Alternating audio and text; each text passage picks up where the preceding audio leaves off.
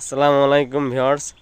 দেখেন এখানে একটা ছোট্ট কৃষকেরই ছেলে, সে কি করতেছে, এখানে চারপাশ দিয়ে একটা ফেন্সি দিচ্ছে, ফেন্সি মানে বেড়া দিচ্ছে। মাঝখানে কি করছে সেটা আমরা দেখব, আসেন দেখি। ওইখানে এখানে কিছু চারা দিছে, তো ওর কাছ থেকেই শুনি এগুলো কি। আচ্ছা, তুমি এখানে কি চারা দিছো? এগুলো রজনীগন্ধা। একটু ভালো করে আমাদেরকে বলো যে কিভাবে চারাটা দিছো।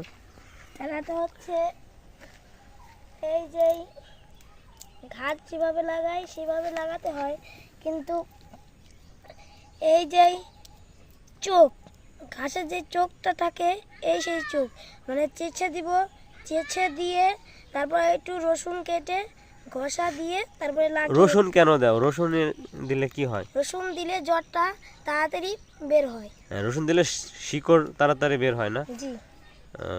আর এইগুলো কি করছে এখানে? এইগুলো এটা হচ্ছে টমেটো গাছ, এটা হচ্ছে টমেটো গাছ। তো এগুলো কি দিছে? এগুলো সার?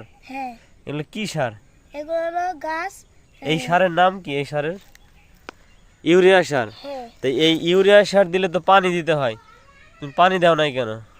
পানি দিছিলাম কিন্তু পানি না দিলে তো এই সার তো হবে না। তোমার তো শুকনা মাটি, এই শুকনা মাটিতে যদি সার দাও তাহলে তো এই সারটা গলবে না।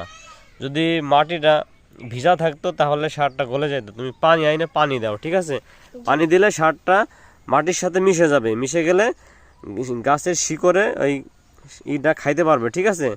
পুষ্টি উপাদানটা নিতে পারবে। এভাবে থাকলে তো নিতে পারবে না, তাই না? তো কি করবা? পানি দিতে হবে, পানি দাও, পানি দিলে ঠিক হয়ে যাবে, ঠিক আছে? পানি, এই সারটা গলে যাবে। এটা এটা কি করছে? এটা এটা এটা কি? এটা ফুল গাছ। ওইটা কি? ওইখানে আবার কি করছে? ড্রাগন বলতেছে। এখানে আমি ড্রাগন, সার দিছি, হ্যাঁ, এখানেও সার দিছি, সারটা গলে গেছে। এখানেও সার দিছিলাম আর পানি দিছি, সারটা গলে গেছে। এই যে এইখানে ঠিক আছে, তুমি এখানে পানি দিছো, সার দিছো, এটা সেখানে ওইখানে পানি দাও নাই কেন? সেখানে পানি শেষ হয়ে গেছিল। ঠিক আছে, ওকে।